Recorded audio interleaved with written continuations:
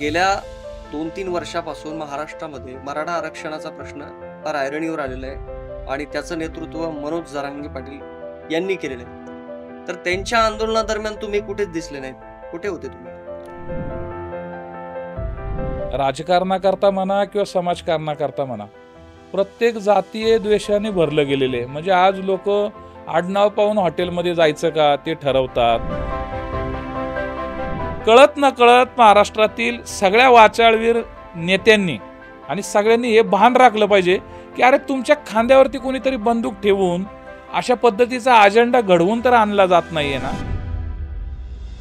आता मनोज दादाच्या जीवावरती उठणं किंवा कुणीतरी सुपारी देणं हा एवढा सोपा विषय नाहीये.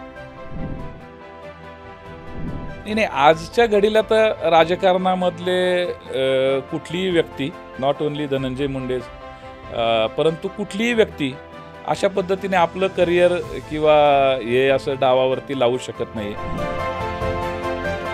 छोट्याशा कुठेतरी भाषणांमधनं किंवा काही शाब्दिक काही घडलं असेल तर त्याच्यावरनं इतक्या टोकाच्या लेवलवरती जाणार नाहीत असं मला वाटतं आणि जाऊ पण नाही आणि जाणार पण नाहीत आणि दादानी मोठा विचार करावा. नमस्कार, मी विष्णू सानप. प्लेट्सअप चर्चा या कार्यक्रमामध्ये सर्वांचं स्वागत. आज माझ्यासोबत आहेत विकास पासलकर. त्यांची अण्णा म्हणून ओळख आहे. गेले 25 वर्ष त्यांनी चळवळीत काम केलं. अखिल भारतीय मराठा सेवा संघ असेल, अखिल भारतीय शिव महोत्सव समिती असेल आणि संभाजी ब्रिगेडमध्ये ते आक्रमक आणि ॲक्टिव्ह कार्यकर्ते म्हणून त्यांनी काम पाहिलं. ते सध्या राजकारणामध्ये आलेले. ते राजकारणामध्ये एक नवीन इनिंग सुरू करून पाहत आहेत आणि त्यांनी राष्ट्रवादी अजित पवारांच्या प्रवेश केलेला आहे आणि सध्या त्यांच्यावर प्रदेश प्रवक्तेपदी त्यांची निवड करण्यात आलेली आहे. त्यांचा इथून पुढचा प्रवास कसा असणार आहे, ते राजकारणात का आले किंवा त्यांना कोणी पाठवलंय का, महाराष्ट्रातील राजकीय आणि सामाजिक परिस्थिती यावर पुढचे काही मिनिटं मी त्यांच्याशी बोलणार आहे. अण्णा, तुमचं प्लेट्सअपमध्ये खूप खूप स्वागत आहे. नमस्कार. 25 वर्ष चळवळीत काम केले. शाहू फुले आंबेडकरांचा तुम्ही तुमच्या प्रत्येक भाषणात कुणाशीही बोलताना उल्लेख करता आणि पुरोगामी विचार हे जपले गेले पाहिजेत असं तुम्ही बोलत असता. मग हे सगळं सुरू असताना राजकारणात यावं असं का वाटलं? शिव फुले शाहू आंबेडकरांच्या विचारधारेमध्ये मागील 20-25 वर्ष काम करत असताना, सामाजिक क्षेत्रामध्ये काम करत असताना प्रत्येक कार्यकर्त्याला कळत न कळत का होईना परंतु राजकीय सत्तेच्या स्थानी जावं, आपल्याबरोबरच्या सहकाऱ्यांचे, आपल्या कार्यकर्त्यांचे प्रश्न सोडवावेत हे सातत्याने वाटत असतं. कारण समाजकारणामध्ये काम करत असताना सगळे लोक तुम्हाला सन्मान देतात, परंतु शासकीय दरबारी एखाद्या कार्यकर्त्याचं काम असेल किंवा आपल्या सहकाऱ्यांचं काम असेल तर अनास्था पाहायला मिळते आणि त्यामुळं सत्तेच्या माध्यमातून म्हणा किंवा राजकीयदृष्ट्या म्हणजे सामाजिक क्षेत्रातल्या काम करणाऱ्या कार्यकर्त्याला सगळीकडे त्याची वाहवा होते, परंतु प्रत्यक्ष जो रिझल्ट असतो तो राजकीय कार्यकर्त्याच्या, छोट्याशा कार्यकर्त्याचे सुद्धा प्रश्न सुटतात आणि आपण ज्यावेळेस सामाजिक क्षेत्रामध्ये काम करतो त्यावेळेस त्या बरोबरच्या सहकाऱ्यांना टिकवणं, त्यांचे प्रश्न सोडवणं याच्यामध्ये कुठेतरी आपण कमी पडतो याची सातत्याने जाणीव होत होती.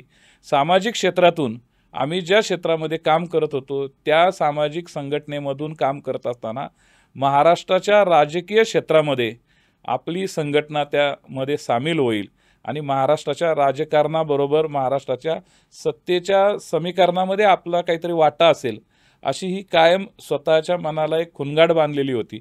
परंतु वास्तव मात्र वेगळं असतं आणि त्याच्यामुळं कधीतरी कुठल्या तरी एका वेळी निर्णयावरती यावं लागतं आणि त्यामुळं राजकीयदृष्ट्या हा निर्णय घेतलेला आहे. चळवळीतील विकासांना आणि एक आता राष्ट्रवादीचे प्रदेश प्रवक्ते म्हणून विकासांना, या दोन्ही भूमिकांमध्ये एक थोडं अंतर आहे, तर काय फरक जाणवतो तुम्हाला?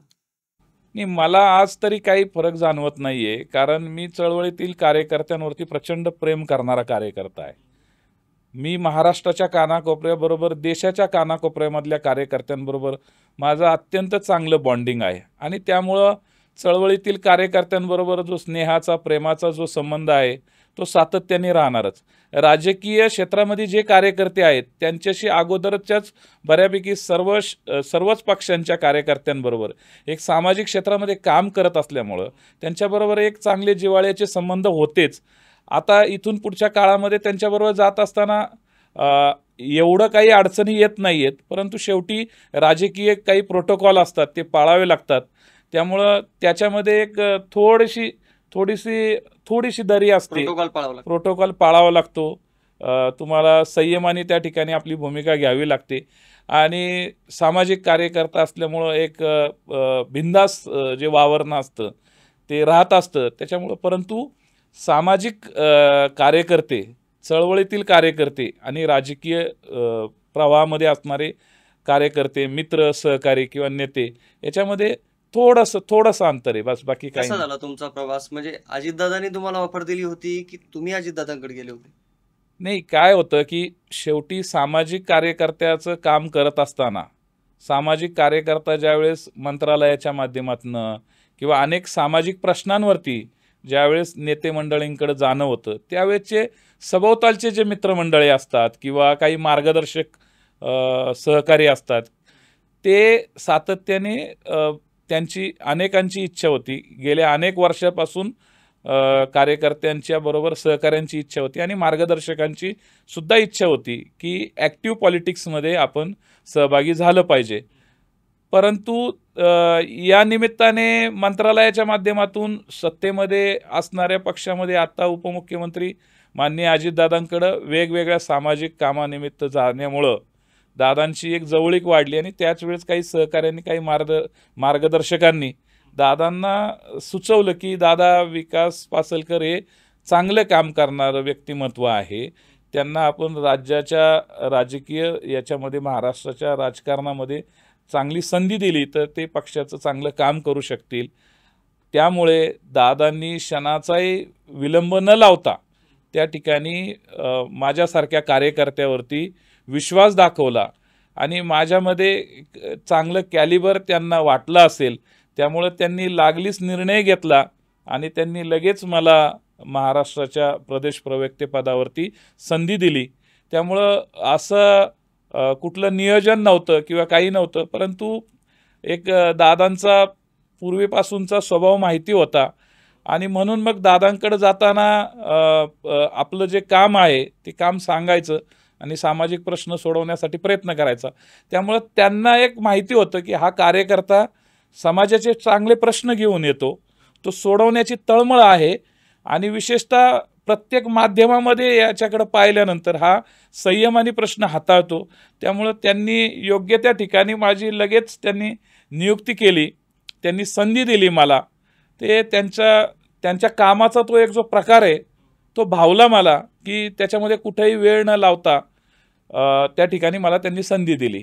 तुम्ही शरद पवारांचे फॉलोअर राहिलेले आहेत, त्यांना मानता, शाहू फुले आंबेडकरांचा तुम्ही उल्लेख करता आणि वारंवार तुम्ही शरद पवारांच्या पाठीशी उभे राहिलेले आहेत वैचारिक पातळीवर. तर तुम्ही शरद पवारांची राष्ट्रवादी हा पर्याय तुमच्या समोर असताना देखील अजितदादांची राष्ट्रवादी निवडली, असं का केलं? नाही, काय होतं की माननीय पवार साहेबांच्या बरोबर काम करत असताना सामाजिकदृष्ट्या आम्ही पवार साहेबांना प्रचंड अग्रस्थानी, देशातील सर्वोच्च नेते म्हणूनसाठी त्यांच्याकडं सामाजिक सुधारणांचे पुढारी या पद्धतीने आदरणीय साहेबांकडे पाहिलं गेलं आणि साहेबांच्या विचारधारेवरती आम्ही चालण्याचा प्रयत्न केला. आज राजकीय दृष्ट्या निर्णय घेत असताना माननीय साहेबांच्या पक्षामध्ये मी कधी गेलेलो नव्हतो किंवा आयदर त्या पक्षामध्ये तशी संधी किंवा कधी तसा विचारही आला नाही. आणि हा विचार न आल्यानंतर ज्यावेळेस कार्यकर्त्यांचं काम किंवा कार्यकर्त्यांचे प्रश्न सोडवायची जेव्हा वेळ आली त्यावेळेस आपल्याला आजच्या घडीला माननीय अजितदादा ज्या पद्धतीने काम करतात त्या पद्धतीने मी ह्या अगोदरच्या प्रश्नामध्येच आपल्याला सांगितलं की सामाजिक प्रश्न घेऊन गेल्यानंतर तो प्रश्न सोडवणं, त्या प्रश्नाची तड लावणं, लोकांचे प्रश्न असतील किंवा इतर वेगवेगळे कुठलेही प्रश्न असतील, आमचे पुनर्वसनाचे प्रश्न असतील, पुणे शहरातले प्रश्न असतील, त्याच्यावरती सातत्य निर्णय घेणारा नेता म्हणून ज्यावेळेस त्यांच्याकडे पाहिलं जातं. सत्तेत आहेत म्हणून नाही, अजितदादा सत्तेत आहेत म्हणून नाही, तर शिव फुले शाहू आंबेडकर हा जो विचारधारा आहे आणि माननीय आदरणीय पवार साहेबांना विचाराच्या श्रद्धास्थानी मानलेले आहे. आणि पुन्हा त्यांच्या पक्षामध्ये जाण्यासाठी आपण संधी निर्माण करणं किंवा त्यासाठी जाणं त्या ठिकाणी, त्यापेक्षा आज आपण आपल्या लोकांचे, आपल्या सहकाऱ्यांचे काही प्रश्न सोडवायचे असतील तर निश्चितरित्या आपण अजितदादांचा मार्ग स्वीकारला पाहिजे. कारण वयाच्या 51व्या वर्षी जर हा निर्णय घेतला नाही, अजून 4 वर्षे थांबलो तर 55ला गेलो तर मग काय होईल? कारण काय होतं की निसर्ग हा कोणासाठी थांबत नाही आणि म्हणून येणाऱ्या काळामध्ये काळाची पावलं ओळखून कधी कधी काही निर्णय घ्यावे लागतात आणि म्हणूनसाठी तो जड अंतकरणाने का होईना परंतु आदरणीय साहेबांना सोडताना खूप त्रास झालेला आहे, परंतु तो निर्णय घेतला. कारण शेवटी आम्हाला काही प्रश्न सोडवायचे असतील, पुढं जायचं असतील तर शेवटी काही निर्णय हे घ्यावे लागत असतात आणि म्हणून तो निर्णय घेत असताना एवढ्या पटकन निर्णय होतील अशी अपेक्षा नव्हती, परंतु तो दादांच्या तत्पर निर्णयामुळे तो निर्णय झाला आणि मला तो निर्णय घ्यावा लागला. आता दादा सत्तेमध्ये आहेत आणि शिवसेना असेल, एकनाथ शिंदेची, भाजप असेल, हे हिंदुत्ववादी विचाराचे पक्ष आहेत आणि अजितदादांची राष्ट्रवादी पुरोगामी पक्ष म्हणून ओळखला जातो. तर तुमची काही अडचण होते का? आता प्रवक्ते म्हणून बोलताना किंवा जी तुमची पहिली धडाडीची भूमिका होती, आक्रमक भूमिका होती, तर हे सगळं मांडताना तुम्हाला किती मॅनेज करावं लागतं तुमच्या माइंडला? नाही, असं काही होण्याचं काही मला अशी अडचण वाटत नाही. कारण शेवटी प्रत्येक पक्षाची विचारधारा ही वेगळी आहे आणि प्रत्येकाने आपापल्या विचारधारेवरती काम करायला काहीच हरकत नाही. त्यामुळे मी ज्या विचारधारेतनं तयार झालो ती शिव फुले शाहू आंबेडकर विचारधारा आहे. इंट्रक्शन असतात का की अशा पद्धतीनेच बोललं पाहिजे किंवा आपण आता महायुतीमध्ये आहे तर ही लाईन बदलू द्यायची नाही, असे काही इंट्रक्शन? नाही, काय होतं की शेवटी असं आहे की प्रत्येकाने आपापल्या पक्षाची जी विचारधारा आहे त्या विचारधारेवरती चाललं पाहिजे आणि समोरच्या विचारधारेचा सन्मान करून इतरांना कुणाचा अनादर न करता आपली भूमिका ठामपणे मांडण्यास कुणाचाही काही मज्जाव नाही आहे.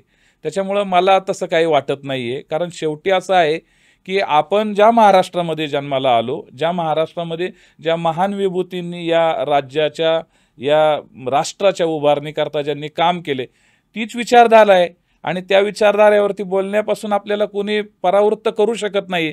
त्याच्यामुळं ही विचारधारा सेम मी ज्याच्यामध्ये 25 वर्षे काम केलं त्या विचारधारेबरोबर मला काम करायला मला कुठेही अडचण येत नाहीये.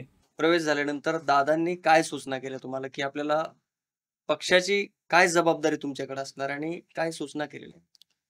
नाही, दादांनी आता कसं आहे की नव्यानेच प्रवेश झालेला आहे. दादांना ही अपेक्षा आहे की मी माझी भूमिका, मला प्रदेश प्रवक्ते पदावरती त्यांनी नियुक्त केलेलं आहे. त्यांना अपेक्षा ही आहे की महाराष्ट्रातील तळागाळातील शेतकऱ्याचे प्रश्न असतील, तरुणांचे प्रश्न असतील, महिलांचे प्रश्न असतील, हे प्रश्न आणि सामाजिक भान ठेवून आपण आपल्या पक्षाची प्रतिमा, आपण आपल्या पक्षाचा प्रचार आणि प्रसार हा तुमच्या माध्यमातून जनमानसापर्यंत कसा पोहोचवता येईल, पक्षाची ध्येय धोरणं कशी पोहोचवता येईल, ह्या पद्धतीने तुमच्याकडनं काम झालं पाहिजे. सामाजिक क्षेत्रातील प्रतिष्ठित व्यक्ती असतील किंवा सन्माननीय व्यक्ती असतील, त्यांचा कायम आदर ठेवून आपण आपल्या भूमिका कायम जपल्या पाहिजेत. आणि महाराष्ट्र हे खूप मोठं राज्य आहे, त्यामुळं सर्व जाती धर्मांचा आदर करत आपली विचारधारा ही कायम जोपासून आपण तरुण आणि महाराष्ट्रातील सामाजिक वातावरण चांगलं ठेवणं ही आपली प्राथमिकता असली पाहिजे. याच्यावरती आपण काम केलं पाहिजे, अशा दादांच्या सूचना आहेत त्या माध्यमातून. तुम्ही याआधी अनेक वर्ष पुरुषोत्तम खेडेकर साहेबांसोबत काम केलेलं आहे, तर राजकारणात पदार्पण करण्याआधी त्यांचे काही सल्ला, त्यांच्यासोबत काही चर्चा केली का? आणि पुरुषोत्तम खेडेकर साहेब त्यांचे कार्यकर्ते अनेक पक्षामध्ये पाठवत असतात, तसं तुम्हाला पाठवले का? नाही, काय आहे की शेवटी खेडेकर साहेबांच्या बरोबर एवढ्या वर्ष राहत असताना आदरणीय साहेबांशी हा संवाद कायम होत असतो आणि साहेबांना मी अशा निर्णयाकडं जाण्याचा विचार करतोय.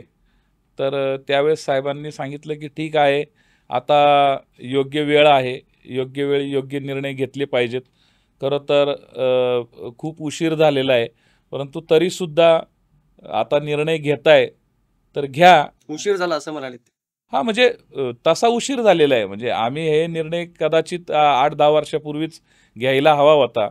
परंतु ठीक आहे, कारण शेवटी महाराष्ट्रातील समाजकारण, सामाजिक प्रश्न हे अलीकडच्या 10 वर्षामध्ये अनेक प्रश्न निर्माण झाले. त्या प्रश्नांवरती काम करत असताना सामाजिक कार्यकर्त्याला सामाजिक कार्य कार्य करतच राहणं आयुष्यभर, याच्यापेक्षा काही राजकीय त्या ठिकाणी त्यांनी संधी घेतली पाहिजे आणि आपण जे सामाजिक कार्य करत असताना त्याच्यातून जे लोकांना न्याय देऊ शकत नाही, तो आपण राजकीयदृष्ट्या निर्णय घेतल्यानंतर किमान आपण तो न्याय देऊ शकतो. सर्वसामान्य खेड्यापाड्यातील लोक ज्यावेळेस मंत्रालयाच्या पायऱ्या झिजवतात किंवा तहसीलदार असेल, कलेक्टर असेल, या प्रत्येक ठिकाणी कुणीतरी त्यांना लागत असतो, आपल्या हक्काचा माणूस लागत असतो. आणि त्यामुळे मला असं वाटतं महाराष्ट्रातील जे कार्यकर्ते माझ्याबरोबर ज्यांनी सामाजिक क्षेत्रात काम केलं, खेड्यापाड्यातले तसेही अनेक कार्यकर्ते आहेत, तर त्यांना एक आपला हक्काचा माणूस आहे आज आणि तो आपले प्रश्न सोडवू शकतो. जसं महाराष्ट्रातील MPSCच्या माध्यमातून अनेक तरुणांचे प्रश्न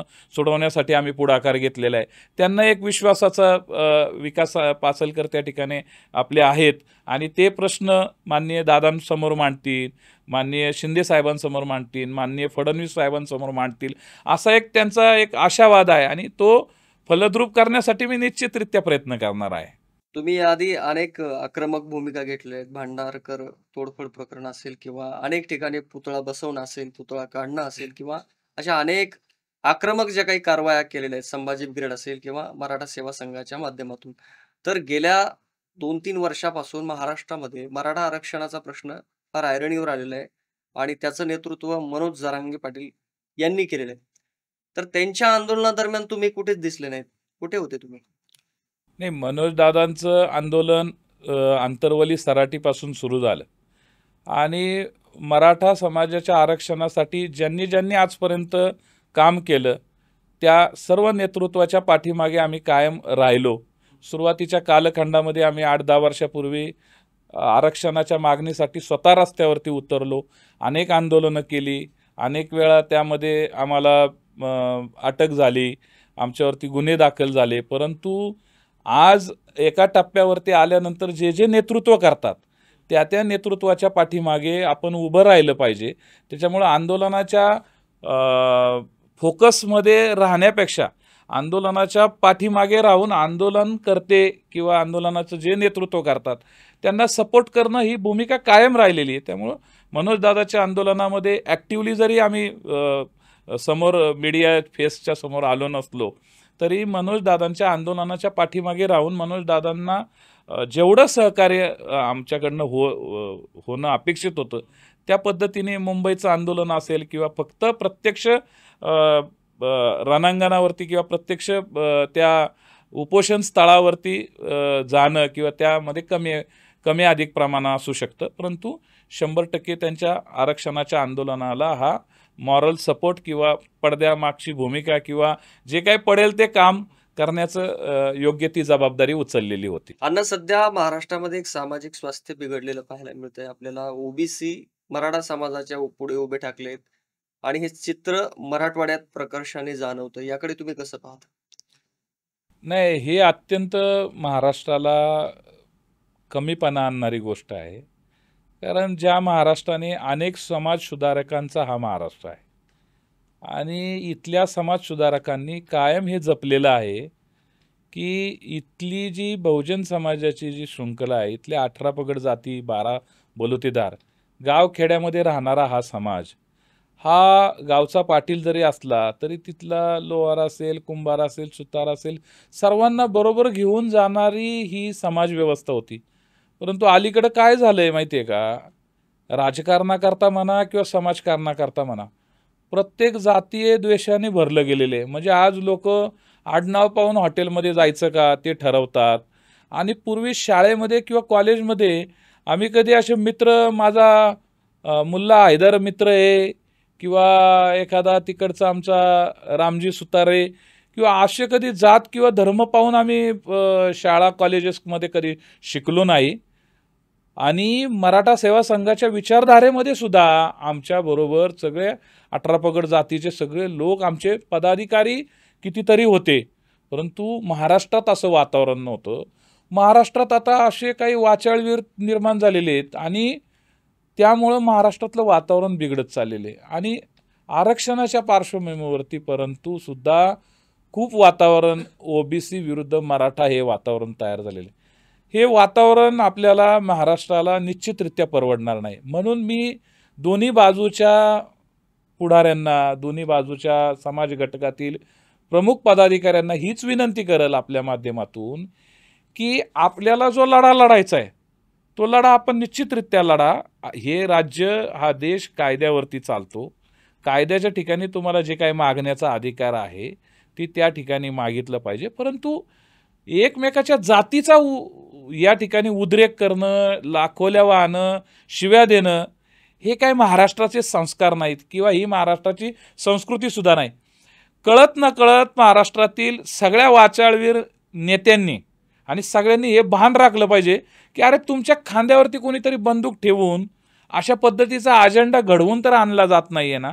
आणि म्हणून तुमची माझी जबाबदारी आहे की महाराष्ट्रातील हे जातीय विद्वेषाचं किंवा धार्मिक विद्वेषाचं जे वातावरण आहे ते आपण थांबवलं पाहिजे. मी माझ्या नेत्यांना, आदरणीय अजितदादांना सुद्धा ही विनंती करणार आहे की आपण ज्यावेळेस शिव फुले शाहू आंबेडकर ही आपली विचारधारा आहे आणि त्यामुळे या महाराष्ट्रातील 18 पगड जाती, 12 बलुतेदार तसंच अल्पसंख्याक समाजाला हा अजितदादांच्या नेतृत्वाखाली हा विश्वास आहे की हा नेता मुळामध्ये जातीय, त्यांच्या डोक्यामध्ये जातीयवाद हा नाहीच आहे. आणि म्हणून या नेत्याच्या पक्षामध्ये सर्वांना स्थान आहे आणि सर्व समूहाला बरोबर घेऊन जाणारे हे नेतृत्व आहे. विशेषतः मुस्लिम समाजामध्ये सुद्धा अजितदादांच्या नेतृत्वाविषयी एक कमालीचं आकर्षण आहे आणि एक विश्वास आहे की माननीय अजितदादा आज राज्य सरकारमध्ये आहेत त्यावेळेस आपल्या समाजाला, आपल्या धर्माला योग्य तो न्याय देतील, योग्य ती दिशा देतील आणि या महाराष्ट्रातील जनमानस किंवा या महाराष्ट्रामध्ये कुठेही कटुता किंवा विद्वेषाचं जे राजकारण आहे ते निश्चितरित्या हाणून पाडतील आणि या महाराष्ट्राला चांगल्या जातीय सलोखा आणि एकात्मतेकडे घेऊन जाण्याचा विचार निश्चितरित्या आम्ही राष्ट्रवादी काँग्रेस पक्षाच्या माध्यमातून इथून पुढच्या काळामध्ये करणार आहोत आणि आपल्या माध्यमातून सुद्धा आपण हे लोकांपर्यंत पोहोचवलं पाहिजे. आतापर्यंत तुम्ही महाराष्ट्रभर, देशभर अखिल भारतीय शिवमहोत्सव समितीच्या मार्फत तुम्ही शिवजयंती असेल, राज्याभिषेक सोहळा असेल, सामाजिक, शैक्षणिक अशा अनेक तुम्ही उपक्रम राबवले. यापुढे तुम्ही तसं करताना दिसणार आहेत? हो, 100%. कारण मी अखिल भारतीय शिवमहोत्सव समितीचा संस्थापक अध्यक्ष या नात्याने शिवजयंती पुणे शहरामध्ये मराठा सेवा संघाने सुरू केली. त्याच्यानंतर अखिल भारतीय शिवमहोत्सव समितीच्या माध्यमातून लाल महालामध्ये जिजाऊ जयंती असेल, शिवजयंतीचा उत्सव आज पुणे शहरामध्ये मोठ्या प्रमाणामध्ये होतो, पुणे जिल्ह्यामध्ये होतो आणि तसाच तो महाराष्ट्राच्या कानाकोपऱ्यामध्ये आणि देशाच्या कानाकोपऱ्यामध्ये आता अनेक राज्यांमध्ये होतोय. तर अखिल भारतीय शिवमहोत्सव समितीच्या माध्यमातून आमचं हेच उद्दिष्ट आहे की देशाच्या कानाकोपऱ्यामध्ये तर देशाच्याही पलीकडे जागतिक लेवलला शिवजयंती पोहोचवणं. शिवराज्याभिषेक असेल, जिजाऊ जयंती असेल, महात्मा फुले जयंती असेल, डॉक्टर बाबासाहेब आंबेडकर जयंती असेल, हे जे शाहू जयंती असेल, शाहू महाराजांच्या, या सर्व जयंत्या, पुण्यतिथ्या या साजरं करणं किंवा त्यांच्या विचारांचा जागर करणं, प्रबोधन करणं, व्याख्यानं आयोजित करणं, हे कार्यक्रम जे सामाजिकदृष्ट्या जे आजपर्यंत चालत आलेले होते ते चालूच ठेवणार. कारण त्याच्यातून आमची जडणघडण झालेली आहे आणि तो खऱ्या अर्थाने महाराष्ट्राचा आत्मा आहे. आणि त्या माध्यमातून अनेक तरुणांना या विषयावरती जे व्याख्यान दिली जातात किंवा गेल्या 10 वर्षामध्ये आम्ही लाल महालामध्ये शस्त्रास्त्र प्रदर्शन भरवतो, त्या ठिकाणी व्याख्यानं ठेवतो, अनेक वेगवेगळ्या स्पर्धा ठेवतो. मग तरुणांच्या कलागुणांना वाव दिला जातो, कधीकधी निबंध स्पर्धा ठेवल्या जातात आणि सामाजिकदृष्ट्या आणि सांस्कृतिकदृष्ट्या आपले जे महापुरुष आहेत त्या महापुरुषांचा विचारधारा अशा कार्यक्रमांमधून आपण समाजासमोर घेऊन गेलो तर एक परिवर्तनाची एक नांदी निर्माण होते. आणि जर तुम्हाला महाराष्ट्र अत्यंत चांगल्या स्थितीमध्ये ठेवायचं असेल तर महाराष्ट्राचं सामाजिक जीवन, सांस्कृतिक जीवन हे कायम तुम्ही जपलं पाहिजे आणि तो विचार त्या माध्यमातून लोकांपर्यंत पोहोचवला पाहिजे. म्हणून ही जी सामाजिक जी वाटचाल आहे ती तशीच चालू ठेवणार आहे. तुम्ही राष्ट्रवादीत प्रवेश केल्यानंतर एक पोस्ट लिहिली, त्याच्यात असं म्हणाले होते की आता शाहू फुले आंबेडकर आणि पुरोगामी विचार हे व्यापक स्वरूपामध्ये त्याचा प्रचार आपल्याला करायचा आहे. तर राजकारणात येऊनच व्यापक स्वरूपात आपल्याला प्रसार करता येतो का? किंवा तुम्ही जे 20-25 वर्ष चळवळीत काम केलं, तर तसं काम करत तुम्हाला प्रचार करता आला नसता का? हे लक्षात घ्या, की सामाजिकदृष्ट्या चळवळीमध्ये काम करताना अनेक विचारवंत या महाराष्ट्राला ज्यांची परंपरा लाभलेली आहे. पुस्तकांच्या माध्यमातून असेल, व्याख्यानाच्या माध्यमातून असेल, आम्ही रस्त्यावरती लढाई करणारे कार्यकर्ते आहोत आणि जास्तीत जास्त सामाजिक क्षेत्रातल्या कार्यकर्त्यांचा सन्मान करणं यापर्यंतचा मर्यादित प्रवास हा होता.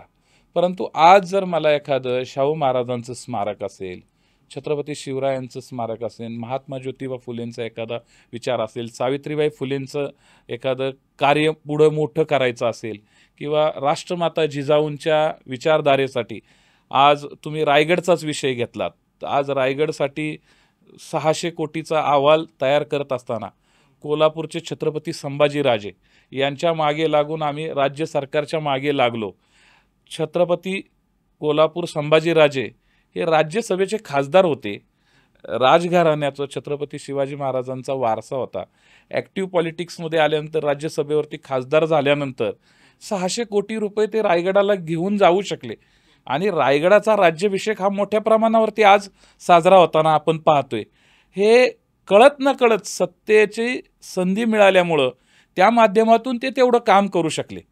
सामाजिकदृष्ट्या चळवळीच्या माध्यमातून काम करत असताना विचारधारा पोचवली जाते, परंतु तुम्हाला कॉन्क्रीट काम जर करायचं असेल तर तुम्हाला राजकीय सत्तेबरोबर जावं लागतं. किमान फुले शाहू आंबेडकर विचाराचा प्रचार आणि प्रसार करत असताना व्यापक अंगाने आपल्याला जर काम करायचं असेल तर चळवळीच्या माध्यमातून काही मर्यादा येतात. अनेक वक्ते, अनेक संशोधक, अनेक लेखक निर्माण करणं ही एक खूप मोठी आणि तळायात चालणारी प्रक्रिया आहे. परंतु तुम्हाला विकासाच्या दृष्टिकोनातनं किंवा महापुरुषांचे विचार, कथा, कादंबऱ्या, चित्रपट, मासिकं, शिल्प किंवा मग त्यांचे स्टॅच्यू किंवा अशा काही कलाकृती निर्माण झाल्या, त्या निर्माण होण्यासाठी तुम्हाला त्या ठिकाणी सत्तेच्या माध्यमातून त्या चांगल्या निर्माण होऊ शकतात. जसं आज छत्रपती संभाजीराजांचं वडू तुळापूरला एक माननीय अजितदादांनी त्या ठिकाणी 150-200 कोटी रुपयाचा निधी देऊन त्या ठिकाणी भव्य दिव्य असं स्मारक तयार होणार आहे. त्या लहानपणापासूनची त्यांची जडणघडण, युद्ध, या सगळ्याच गोष्टी आणि त्याच्यामधून मग इतिहासाची सुद्धा निर्मिती होईल. त्या ठिकाणी पुस्तकं त्या ठिकाणी ठेवली जातील. हे असं व्यापक अंगाने जर आपण पाहिलं, आपण जर सत्तेच्या माध्यमातून आज जे काही त्या ठिकाणी जे काही प्रतिनिधी आहेत, लोकप्रतिनिधी आहेत, त्यांच्या माध्यमातून त्यांना जर आपण सुचवलं तर चांगलं काम आपण उभं करू शकतो. यासाठी हा व्यापक अंगाने विचार केलेला आहे. प्रचारकीय विचारधारा फुले शाहू आंबेडकरांची ही मर्यादित स्वरूपात न ठेवता तिला व्यापक स्वरूप द्यावं, हा त्याच्या पाठीमागचा उद्देश. विकासांना हे महाराष्ट्राने अनेकदा तुमच्या आक्रमक आंदोलनातून पाहिलेले आहेत. संभाजी ब्रिगेड असेल, मराठा सेवा संघ असेल, पण ही प्रक्रिया आणि एवढं आक्रमक कार्यकर्ता तयार होण्यापाठीमागे एक कहाणी असते. तर विकासांना कधी वळालेत या चळवळीकडे आणि पुरुषोत्तम खेडेकरांची तुमची भेट कधी झाली? कसे वळाला तुम्ही मराठा सेवा संघाकडे? कसे वळाला तुम्ही संभाजी ब्रिगेडकडे? मी एक सर्वसामान्य राजगड सारख्या तालुक्यामध्ये, छोट्याशा गावामध्ये माझं शिक्षण पूर्ण झाल्यानंतर कॉलेजला पुण्यामध्ये आल्यानंतर व्यवसायाच्या निमित्ताने वडिलांचा व्यवसाय तो करत असताना मला माझ्या तालुक्याला एक इतिहासाची खूप मोठी परंपरा आहे. छत्रपती शिवाजी महाराजांच्या स्वराज्याची पहिली शपथ ही माझ्या तालुक्यातच तोरण्याला, त्या ठिकाणी रोहिडेश्वर, तोरणा घेतलेले, जो माझा भोर आणि राजगड हा तालुका आहे. आणि त्यामुळं आमच्या घरोघरी छत्रपती शिवाजी महाराज आणि त्यांचे मावळे, आम्ही त्यांचे मावळे आहोत. आमचे पहिले सेनापती वीरबाजी पासलकर यांनी स्वराज्यासाठी पहिलं बलिदान दिलेलं आहे आणि म्हणून त्या एका परंपरेचा पायीक होण्याचा हा माझा कायमच प्रयत्न राहिलेला आहे. आणि ते करत असताना पुरुषोत्तम खेडेकर साहेब पुण्यामध्ये आले. ते कार्यकारी अभियंता म्हणून PWD खात्याला इथे आले आणि त्यांच्याकडं नेमका आमचाच प्रदेश आला. त्यामुळं पुरंदर, भोर, वेल्हा, मुळशी असे त्यांच्याकडे तालुके आले आणि त्या माध्यमातून त्यांच्याशी परिचय झाला आणि त्यांनी मग त्या ठिकाणी असे ॲक्टिव्ह काम करणारे तरुण कार्यकर्ते शोधण्याचं काम त्यांचं चालूच होतं. त्यावेळेस त्यांच्या हाताला आम्ही लागलो आणि मग त्यांनी आमच्यावरती कळत नकळत आमच्यावरती जबाबदारी दिली आणि ती जबाबदारी प्रभावीपणे मी ती पार पाडली.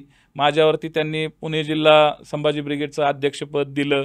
त्याच्यानंतर मी त्या कामाला योग्य तो न्याय दिला. अनेक आंदोलनं केली, अनेक रस्त्यावरच्या लढाया लढलो आम्ही आणि अनेक सांस्कृतिक कार्यक्रम केले. गड किल्ल्यांवरती जाऊन शिवाजी महाराजांच्या जयंत्या असतील किंवा अनेक महापुरुषांच्या, म्हणजे आम्ही महात्मा फुलेंच्या पूर्ण कृतज्ञता गौरव सोहळा पुणे जिल्ह्यामध्ये त्या काळामध्ये आम्ही साजरा केला. डॉक्टर बाबासाहेब आंबेडकरांची जयंती आणि पुण्यतिथी ही गावोगाव करावी यासाठी आग्रह धरला आणि असे अनेक कार्यक्रम आम्ही राबवले. मग 1 जानेवारीला तुळापूर वडू कोरेगाव भीमाला असेल, त्या ठिकाणी जाणे, स्तंभाला भेट देणं असेल, अनेक कार्यक्रम केले. त्याच्यामुळं या मराठा सेवा संघाने आणि पुरुषोत्तम खेडेकर साहेबांनी विचारधारेमध्ये परिपक्व आम्हाला बनवलं आणि त्याच्यातून आम्ही तयार झालो आणि त्याच्यामुळं मग तिथून आमचा तो प्रवास सुरू झालेला होता. ते मराठा सेवा संघाचे पुरुषोत्तम खेडेकर साहेबांच्या मार्गदर्शनाखाली आम्ही तयार झालो. खेडेकर साहेबांचा तुम्ही कुठला गुण घेतलेला आहे आणि असे कुठले त्यांचे विचार आहेत की ते आयुष्यभर तुमच्या कायम स्मरणात राहतील? शिवचरित्र आणि जिजाऊंचं चरित्र आणि या महापुरुषांचे जे विचार त्यांनी आम्हाला जे सांगितले ते कायम स्मरणात राहतील आणि स्वतःला तर्क करायला शिकवणं आणि स्वतःच्या बुद्धीने काही निर्णय घ्यायला शिकवणं हे त्यांनी शिकवलेले गुण आहेत की प्रत्येक गोष्टीला आपण सकारात्मक दृष्टीने विचार केला पाहिजे आणि वैज्ञानिक दृष्टीने सुद्धा आपण विचार केला पाहिजे.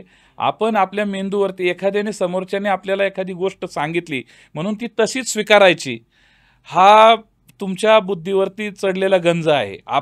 आपण त्याचं विश्लेषण करायला शिकलं पाहिजे, आपण त्याकडं वेगळ्या दृष्टीने बघायला शिकलं पाहिजे. अशा पद्धतीचा एक त्यांनी दृढ अर्थाने म्हणा किंवा एक डोळसपणे दिलेला विचार आहे आणि तो सातत्याने आम्ही स्वीकारला आणि आत्मविश्वासाने समाजामध्ये वावरायला शिकलं पाहिजे. अनेक गोष्टी आहेत त्या असं आपण थोड्या एवढ्या कमी वेळामध्ये त्या सांगू शकत नाहीत, परंतु त्याचा इम्पॅक्ट खूप झाला. विशेषतः शिवचरित्राची आवड निर्माण झाली आणि सगळ्याच महापुरुषांच्या चरित्राचं सखोलपणे अभ्यास करणं असेल किंवा त्याचं वाचन कमी अधिक असेल, परंतु ग्रास्पिंग असेल, जे चांगलं आपल्याला मिळतंय, ती जी भूक आहे आमची की आम्हाला चांगलं शिकण्याची जी भूक आहे ती पुरुषोत्तम खेडेकर साहेबांच्या माध्यमातून, आदरणीय पवार साहेबांच्या माध्यमातून, ह्या 2 विभूतींनी, आदरणीय पुरुषोत्तम खेडेकर साहेबांनी, आदरणीय शरदचंद्रजी पवार साहेब, या 2 माणसांकडनं आम्ही खूप काही शिकलेलो आहोत. अजितदादांकडून काही शिकले की? अजितदादांकडनं तडफ शिकलेलो आहे आम्ही. कामाचा वादा अजितदादा, काम करण्याची प्रचंड इच्छाशक्ती, सकाळी 6ला ते लोकांच्या प्रश्नासाठी तयार असतात, न थकता न थांबता सातत्य, प्रश्नाची सोडवणूक करणं आणि सर्वसामान्यांच्या माणसाच्या प्रश्नाला न्याय देणं हे त्यांच्या कामाचं, वक्तशीरपणा, त्यांचा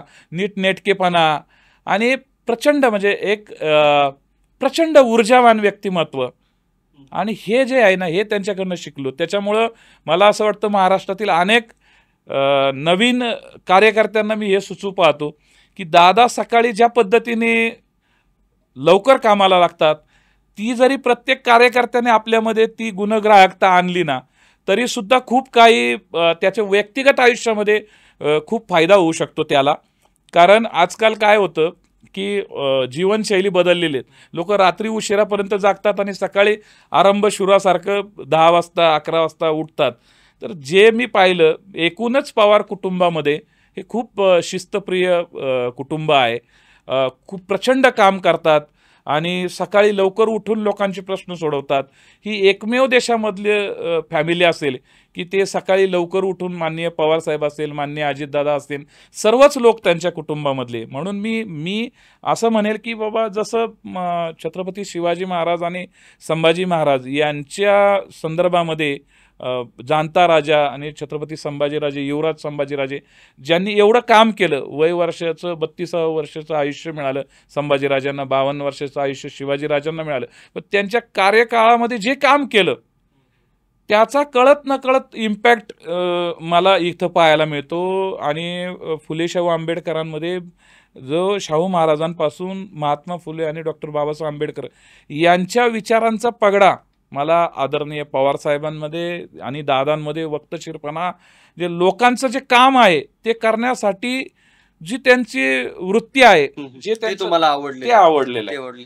आता सध्या पार्थ पवार यांचा जो जमीन व्यवहार आहे मुंडव्यातला, तो सध्या फार चर्चेत आहे. कसं पाहता तुम्ही याकडे? कारण FIR पण पोलिसांनी स्वतःहून दाखल केलेली आहे. तर यावर आता तुम्ही पक्षाचे प्रवक्ते पण आहात. नाही, बरोबर आहे.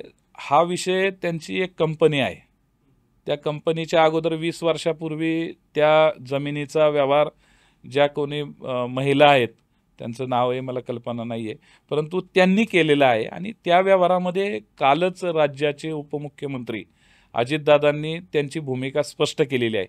त्यामुळं तो विषय शासकीय पातळीवरती आहे. शासकीय पातळीवरती जो काही निर्णय होईल, माननीय मुख्यमंत्री आणि त्यांच्या स्तरावरती इथल्या प्रशासनाने काय निर्णय घेतलेले आहेत किंवा काय केलेलं आहे, ते योग्य ती चौकशी होईल आणि त्याच्यातनं निर्णय पुढे येईल. आता सध्या तुम्ही माझ्याशी बोलताय तेव्हा बीडमध्ये आणि एकूणच मराठवाड्यामध्ये वातावरण पेटलेलं आहे. मनोज जरांगे पाटील यांना जीवे मारण्याची सुपारी दिली गेली. याच्यावर मनोज जरांगेंनी सध्या प्रेस घेतली आणि त्यांनी अंगुली निर्देश तुमच्या पक्षाचे एक प्रमुख नेते धनंजय मुंडे यांच्याकडे केलेली आहे. कसं पाहता याकडे? नाही, आता तो विषय तर मी तुमच्याकडनं काल परवा ओझरता माझ्या कानावरती आलेला आहे. परंतु अशा पद्धतीचं आता मनोज दादाच्या जीवावरती उठणं किंवा कुणीतरी सुपारी देणं हा एवढा सोपा विषय नाही आहे. आणि दादांनी अशा पद्धतीने जे काही स्टेटमेंट केलेलं आहे किंवा काय, तर दादांना त्याच्यामध्ये काही संशयाची सुरी वाटते का, किंवा दादा त्या पद्धतीने कुठला निर्णय घेत आहेत? तर ते मला असं वाटतं की केवळ आजूबाजूच्या वातावरणावरती किंवा याची सत्यता तपासली पाहिजे. याची पोलीस अधिकाऱ्यांमार्फत चौकशी केली पाहिजे. कारण काय होतंय की आरक्षण हा विषय एक वेगळी बाजू आहे आणि दोन म्हणजे मनोजदादा आणि धनंजय मुंडे आमच्या पक्षाचे नेते. तर ह्याच्यामध्ये जो वाद आहे ना, या वादाच्या परिणतीमध्ये काही मला असं वाटतं की महाराष्ट्र हा सुसंस्कृत आहे आणि अशा पद्धतीने एकमेकाच्या जीवावरती उठणं काही महाराष्ट्रालाही परवडणार नाही आणि कुठल्याच नेत्यालाही परवडणार नाही आहे. मला असं वाटतं की मनोजदादांनी सुद्धा यावरती साधक बाधक विचार करावा, योग्य त्या पद्धतीने चौकशी व्हावी. चौकशी अंती जे काय पुढं हे होईल. त्यांनी असं सरळ म्हटलं की धनंजय मुंडेंचं ते नाव घेत आहेत. तर असं वाटतं का की तुमचे नेते असं करू शकतात? नाही नाही, आजच्या घडीला तर राजकारणामधले कुठलीही व्यक्ती, नॉट ओन्ली धनंजय मुंडे, परंतु कुठलीही व्यक्ती अशा पद्धतीने आपलं करिअर किंवा हे असं डावावरती लावू शकत नाही. कारण राहिला प्रश्न की दादाचं आंतरवाली सराटी, धनंजय मुंडे यांचं बीड, अर्थार्थी तसा काही संबंध येत नाही. राजकीयदृष्ट्या मनोजदादा हे सामाजिक मराठा समाजाचं नेतृत्व करतात. धनंजय मुंडे साहेब एक राजकीय व्यक्तिमत्व आहे आणि असं काही मतदारसंघ किंवा असं काही हे नाही आहेत. आणि छोट्याशा कुठेतरी भाषणांमधनं किंवा काही शाब्दिक काही घडलं असेल तर त्याच्यावरनं इतक्या टोकाच्या लेवलवरती जाणार नाहीत असं मला वाटतं आणि जाऊ पण नाही आणि जाणार पण नाहीत. आणि दादाने मोठा विचार करावा. दादासुद्धा मोठ्या मनाचा माणूस आहे की त्यांनी सुद्धा, कारण ते त्यांचे चांगले संबंध आहेत, ते चांगले संबंध त्यांनी सर्वांनी मिळून चांगले पुढे न्यावेत असं तुम्हाला वाटतं? असं मला वाटतं. राष्ट्रवादीत प्रवेश घेतल्यानंतर तुमचे राष्ट्रवादीचे प्रमुख नेते धनंजय मुंडे देखील आहेत. तर त्यांची भेट झाली का? त्यांच्याशी बोलणं झालं का? कारण तुम्ही पुण्यामध्ये एक आक्रमक भाषण केलं होतं आणि त्यामध्ये धनंजय मुंडेंच्या विरोधात तुम्ही भाषण केलं होतं ते. त्यामध्ये तुम्ही असं म्हणाले होते की परळी काय कुणाची जहागीर नाहीये, असं आशय होता तुमच्या भाषणाचा. काय भेट वगैरे काय? त्यांच्याबद्दलचं काय मत बदललं तुमचं? नाही, हे लक्षात घ्या, मी संतोष देशमुख यांच्या हत्येप्रकरणी संतोष देशमुखांचा ज्या पद्धतीने निर्गुण खून झाला त्या पद्धतीने मला आज मी पुण्याच्या पार्श्वभूमीवरती बोलत होतो की पुणे शहरामध्ये कुणीही जातीच्या अंगाने इथल्या गुन्हेगारांची पाठराखण कुणीही करत नाही आहे. आणि त्यावेळेस मी मराठा सेवक या भूमिकेमधून माझी भूमिका धनंजय मुंडे साहेब असतील किंवा देशमुख संतोष देशमुख यांचा जो काही खून झाला त्यावेळेची परिस्थिती होती आणि तो धनंजय मुंडे यांना नाही लागू होत. जे कोणी असतील, परळी ही कुणाची जहागिरी नाही आहे, हा त्यावेळेचा होता. जे जे कुणामध्ये सामील असतील ते त्यांचे करते करविते असतील असं आहे. राजकारण करत असताना एखाद्या कुटुंबाला, एखाद्याला कायमचं संपवणं किंवा त्या ठिकाणी भूमिका घेणं जर असं काही असेल तर परळी ही कुणा एका व्यक्तीची किंवा कुठली समूहाची नाही आहे. परंतु त्या ठिकाणी किंवा त्यानंतर माझा त्यांचा कधी भेटीचा संबंध आला नाही. आता ज्यावेळेस पक्षीय कार्यालयाच्या मीटिंगमध्ये ज्यावेळेस आम्ही जाऊ त्यावेळेस निश्चितरित्या त्यांना मी भेटेल, कारण शेवटी युवा नेतृत्व आहेत ते आणि त्यामुळे त्यांना मला भेटायला काहीच हे नाही. कारण ज्या वेळेस जी भूमिका असती ती भूमिका त्या ठिकाणी प्रामाणिकपणे बजावायची असती आणि त्यावेळेस महाराष्ट्रातली परिस्थिती ही अत्यंत वेगळी होती. त्यामुळं परंतु महाराष्ट्रातल्या त्या परिस्थितीला सुद्धा जे घडलं त्याला शस्त्राला कुठली जात नसती, म्हणून दोन जातीमध्ये, दोन समूहामध्ये कधीही संघर्ष निर्माण होऊ नये हे देखील आम्ही सातत्याने सांगितलेलं आहे. आणि त्यामुळं मराठवाडा किंवा बीडमध्ये जी परिस्थिती आजच्या घडीला निर्माण झालेली आहे ती परिस्थितीसुद्धा या महाराष्ट्रासाठी योग्य नाही आहे. त्यामुळं इथं आम्ही महाराष्ट्रामध्ये ज्यावेळेस फुले शाहू आंबेडकरांचं नाव घेतो त्यावेळेस सर्व समूहाला, सर्व समाजाला बरोबर घेऊन जाण्याची आमची जबाबदारी आहे आणि ती जबाबदारी आम्ही कायमच पेलणार आहोत. बरं. आता तुम्ही प्रदेश प्रवक्ते आहेत, तर तुम्हाला तुमच्या पक्षाची बाजू मांडावी लागणार आहे. वेळेप्रसंगी तुमच्या नेत्यांची बाजू मांडावी लागणार आहे. धनंजय मुंडेंचाही विषय समोर आला तर त्यांची बाजू मांडावी लागणार आहे. धनंजय मुंडे कसे आहेत? काय निरीक्षण आहे तुमचं त्यांच्याबद्दल? नाही, मी आता पक्षामध्ये नवीनच आहे. त्यामुळे प्रत्येक व्यक्तिमत्वाचा मी असा सखोल असा अभ्यास केला नाही. पुणे जिल्ह्यामध्ये काम करत असताना पुणे जिल्ह्यामध्ये माननीय अजितदादांचा, माननीय पवार साहेबांचा हा सातत्याने संपर्क आलेला आहे आणि आम्ही सामाजिक क्षेत्रामध्ये असल्यामुळं प्रत्येक राजकीय व्यक्तीबरोबर संबंध येतोच असं होत नाही आहे.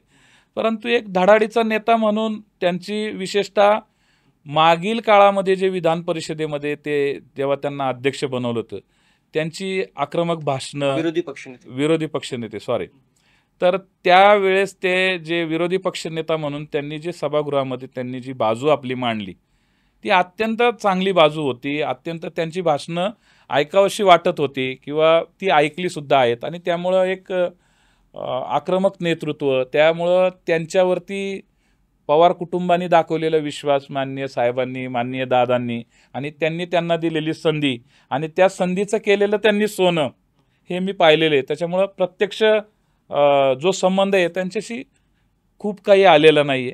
एकदा आदरणीय पवार साहेबांचे स्वीय सहाय्यक सतीश राऊत साहेब यांच्या पुस्तक प्रकाशनाला ते आले होते. त्याच वेळेस माझी एकदा भेट झालेली होती.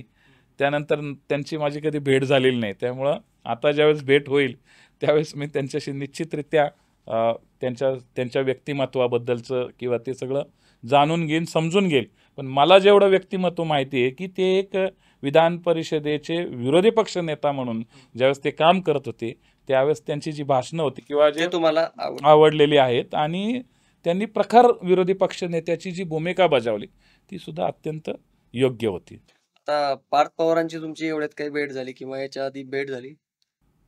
नाही, याच्या अगोदर 1-2 कार्यक्रमांमध्ये आणि दादांकडं गेलो असताना हाय हॅलो या पद्धतीची भेट झालेली आहे. पुढच्या काळामध्ये जेव्हा भेटी होत राहतील. नक्कीच. राजकारणामध्ये तुम्ही आलेच तर आता तुम्ही असं कुठले राजकारण्यांकडे पाहून तुम्हाला काम करायचंय? म्हणजे अनेक असा पक्ष राष्ट्रवादीचेच म्हणून नाही तर इतर पक्षामधील पण जे काही नेते आहेत किंवा होऊन गेले हे तुम्हाला त्यांच्याकडे पाहून वाटतं की यांच्यासारखं आपण काम करावं? मला ज्या पक्षाशी माझा खूप कमी वैचारिक संबंध आला तरी पण मला एक अटल बिहारी वाजपेयी यांचं नेतृत्व, त्यांचे काम करण्याची पद्धती आवडायची.